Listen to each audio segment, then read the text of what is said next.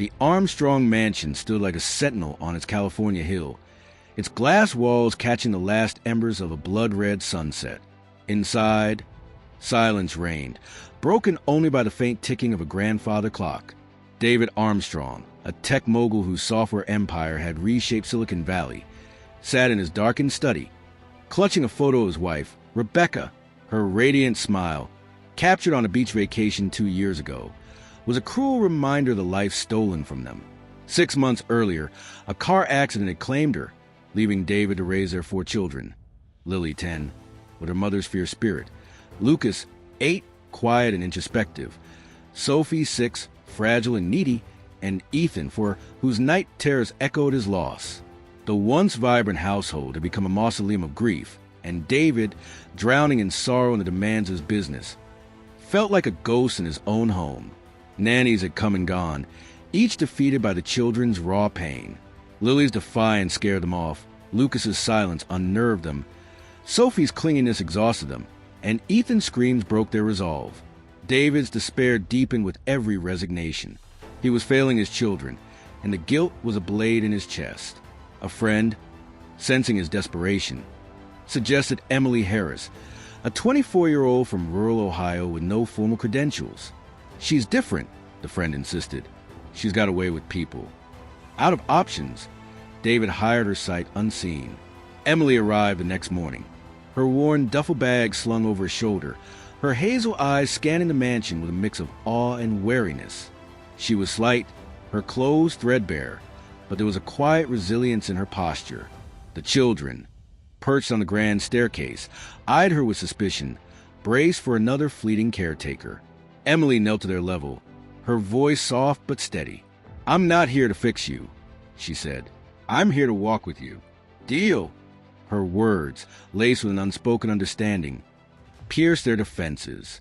Lily's scowl softened. Lucas blinked in surprise. Sophie edged closer, and Ethan reached for her hand. David, watching from the shadows, felt a flicker of hope and a prickle of unease. Who was this woman, and why did she seem to know their pain so intimately? Within days, the mansion began to stir. Emily's warmth was a slow thaw, coaxing life back into the children. Lily, who'd hurled insults at past nannies, helped Emily bake cookies, her laughter tentative but real.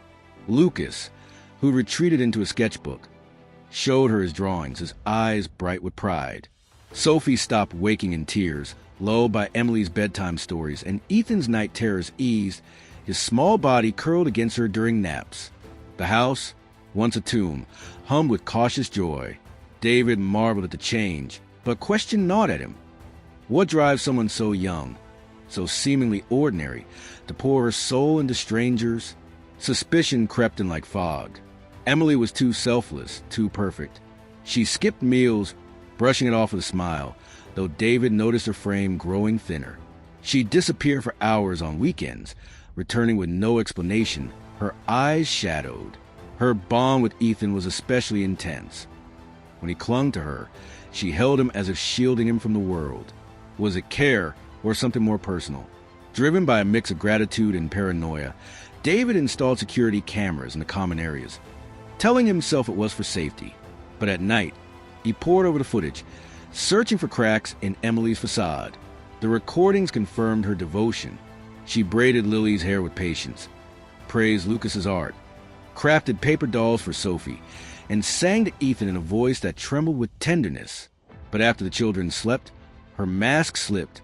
In the kitchen, alone, she'd slump against the counter, her face buried in her hands, shoulders shaking with silent sobs. One night, David saw her pull a crumpled letter from her pocket, her fingers tracing the words as tears fell. The image haunted him. The next morning, he confronted her gently. "Emily, that letter, what is it?" Her face paled, and she shoved it into her apron. "It's nothing, Mr. Armstrong. Just personal." Her deflection only fueled his curiosity.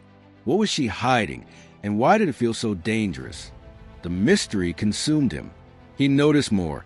Emily's worn sneakers, patched with tape, her refusal of extra pay, the way she flinched at car horns. Yet her care for the children never faltered. She taught Lily to stand up to bullies, helped Lucas build a model rocket, made Sophie a cake for pretend play, and carried Ethan when his legs tired. The mansion was alive again, but David sensed a shadow beneath Emily's light, a pain she guarded fiercely. His gratitude warred with his need to know. Was she a savior or a risk he couldn't afford? A new twist emerged one evening during a storm. As thunder rattled the windows, David found Emily in the library, reading to the children by firelight. The scene was idyllic. Lily leaning against her, Lucas sketching, Sophie clutching a stuffed bear, Ethan asleep in her lap. But when the kids drifted off, Emily stayed, staring into the flames. David approached, his voice low. "Emily, you've changed our lives. But I need to know who you are. Why are you here?" Her eyes flickered with fear. "I'm just a nanny," she said, but her voice cracked, betraying her. Before he could press further, Lily stirred, murmuring, "Don't leave us, Emily." The moment passed, but the question lingered. Can someone carrying such hidden pain truly heal a fractured family? Or will their secrets unravel everything? Days later, a shocking discovery deepened the mystery. While Emily was out, David, guilt gnawing at him, searched her room. In a drawer, he found a letter, its edges frayed from handling. The words hit like a punch. "Dear Emily, if you're reading this, we're gone. The accident was no one's fault. You're stronger than you know. Live for us. Love, Mom and Dad." A date 8 years ago marked the page, alongside a newspaper clipping about a car crash in Ohio that killed a couple, leaving their 16-year-old daughter orphaned. Emily's pain mirrored David's, yet she buried it to save his family. But there was more, a faded photo of a teenage Emily with a younger boy, their resemblance striking. On the back, a scrawled note, "Find Tommy."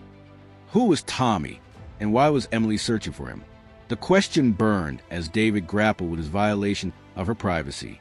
That night, he found her in the kitchen, clutching the letter. "I know about your parents," he said softly. "And Tommy, who is he?" Emily froze, then broke, her story spilling out. At 16, she'd lost her parents in a crash like Rebecca's. Her younger brother, Tommy, only 10, was sent to foster care. Emily, too young to gain custody, was left alone, scraping by with odd jobs. She'd been searching for Tommy ever since, following leads to California, but every trail went cold. Caring for the Armstrong children gave her purpose, a way to honor her parents and fill the void of her brother's absence. "I didn't tell you because I'm not here for pity," she whispered. "I'm here for them, and maybe for me." Her confession shattered David's doubts. Emily was no threat. She was a survivor, pouring her grief into his children. But a heart-wrenching twist followed. Emily revealed she found Tommy's latest foster home, just an hour away. She planned to visit, but feared he wouldn't remember her, or worse, wouldn't want her. "I can't stay here forever," she admitted, tears falling. "Your kids are healing, but I'm still running. If I find Tommy, I have to go to him." The revelation rocked David.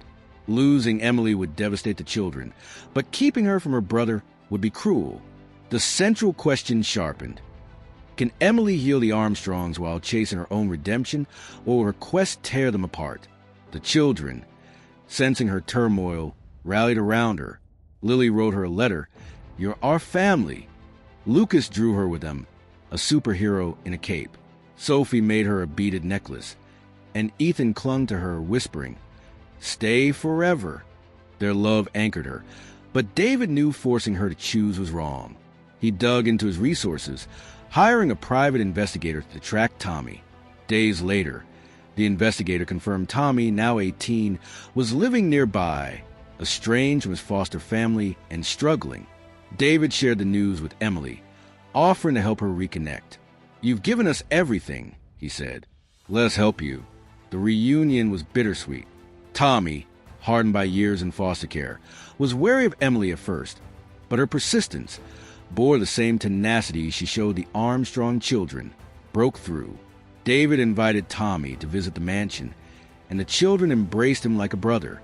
Emily, torn between her bond with the Armstrongs and her duty to Tommy, faced an impossible choice. David, watching her anguish, made a bold move. "You don't have to choose," he told her. "Stay with us, both of you."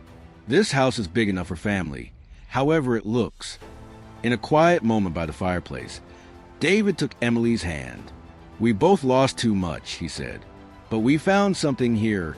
Trust, hope, maybe more. Let's build on it together."